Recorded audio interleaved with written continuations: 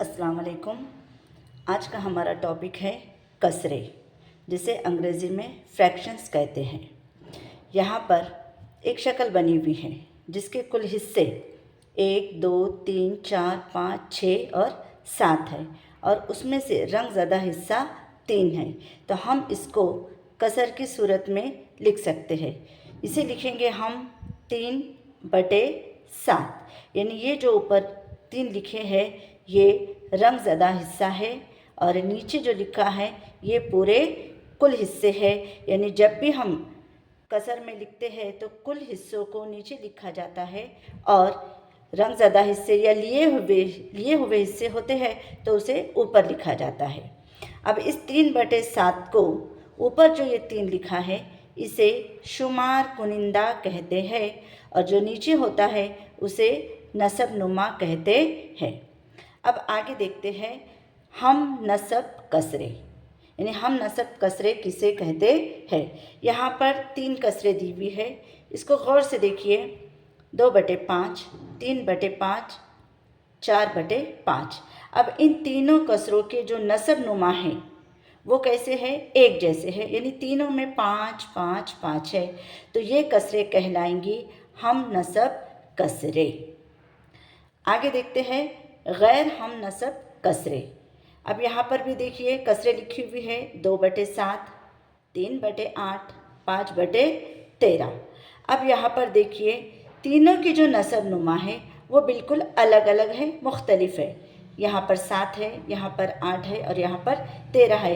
यानी ये जो कसरे है ये गैर हम नसब कसरे है। आगे देखते हैं कसरों का छोटा बड़ापन, यानी कौन सी कसर छोटी है और कौन सी कसर बड़ी है, हम इसे किस तरह से पहचान सकते हैं। तो अब यहाँ पर देखते हैं हम नसब कसरों में जिन कसरों का शुमार कुनिंदा बड़ा वो कसरे बड़ी होती है। अब यहाँ पर देखिए 2 कसरे दी गई है, 3/5 और 2/5। ये दोनों भी कसरे जो है तो ये हम नसब कसरे हैं क्योंकि इनका नसब नुमा एक जैसा है। अब हमें क्या कहा जा रहा है कि जिसका शुमार कुनिंदा बड़ा होता है।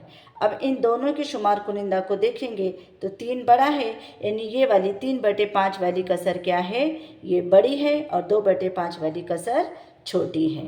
अब आगे देखते हैं यकसा शुमार कुनिंदा वाली कसरों में जिसका नसब नुमा बड़ा वो कसर छोटी। अब यहाँ पर देखिए 3 कसरें दी गई है, 3/4, 3/5 और 3/6। अब यहाँ पर शुमार कुनिंदा जो है तो वो एक जैसे है, यानी तीनों के शुमार कुनिंदा 3, 3 और 3 है और इनके नसब नुमा अलग अलग है। तो हमें क्या बताया जा रहा है कि जिसका शुमार कुनिंदा एक जैसा है और उसका नसब नुमा बड़ा हो तो वो कसर होती है छोटी। अब यहाँ पर देखिए 3/4, 3/5, 3/6, तीनों में सबसे बड़ा नसब नुमा किसका है, 3/6, यानी ये कसर क्या है, सबसे छोटी है। तो देखो 3/6 छोटी है, उसके बाद में आएगा ये दोनों में देखेंगे तो 5 बड़ा है, यानी ये कसर क्या हो गई, छोटी हो गई। तो 3/5 और उसके बाद में आएंगी 3/4, यानी 3/6 छोटी है 3/5 से और 3/5 छोटी है ये 3/4 से।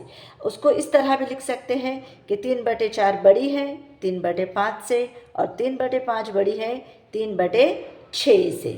तो उम्मीद है आपको ये समझ में आ रहा होगा। अब आगे देखते हैं मुख्तलिफ नसब नुमा वाली कसरों का छोटा और बड़ापन, यानी मुख्तलिफ नसब नुमा। अब ऐसी कसरें जिनका नसब नुमा कैसा है, मुख्तलिफ है, अलग अलग है, तो उनका छोटा बड़ापन हम कैसे मालूम कर सकते हैं। तो यहाँ पर एक मिसाल दी गई है 4/9 और 5/8। तो अब चलिए इसको हल करते हैं। 4/9 और दूसरी कसर है 5/8। अब इन दोनों के जो नसब नुमा है ये बिल्कुल कैसे है, अलग अलग है। तो सबसे पहले हमें इनको क्या बनाना पड़ेगा, एक जैसा बनाना पड़ेगा। इनके नसब नुमा को हमें एक जैसा बनाना पड़ेगा। तो चलिए शुरुआत करते हैं, लेते हैं 4/9। अब इनको एक जैसा बनाने के लिए हमें क्या करना है, बहुत आसान है।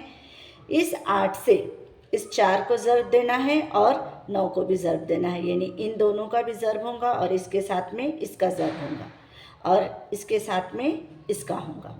तो अब यहाँ पर हम करते हैं 4 ज़रब 8 बटे में 9 ज़रब 8, 4 8 है 32, 8 नाम 72। अब बिल्कुल 5 बटे 8 के साथ भी हम इसी तरह से करेंगे, 5 बटे 8 इस कसर को भी करेंगे हम। तो यहाँ पर 5 ज़रब ये 9 हो जाएगा और बटे में 8 ज़रब 9 जैसा था वैसा, 5 नाम 45 और 8 नाम 72। अब ये दोनों कसरों को देखते हैं तो 32 बटे 72 और दूसरी कसर आ गई हमारे पास 45 बटे 72। अब ये जो दोनों कसरे इनके हम नसब नुमा कैसे हो गए, अब ये एक जैसे हो गए। अब एक जैसे हम नसब नुमा हो गए तो हम पता कैसे करेंगे, जिसका शुमार कुनिंदा बड़ा वो कसर बड़ी, यानी यहाँ पर ये जो 45 क्या है बड़ा है तो ये कसर हो जाएंगी बड़ी और ये 32 बटे 72 हो जाएंगी छोटी, यानी 4 बटे 9 और 5 बटे 8 में 5 बटे 8 बड़ी है और 4 बटे 9 ये क्या है छोटी है। उम्मीद है आपको ये समझ में आ गया होगा। अस्सलाम वालेकुम।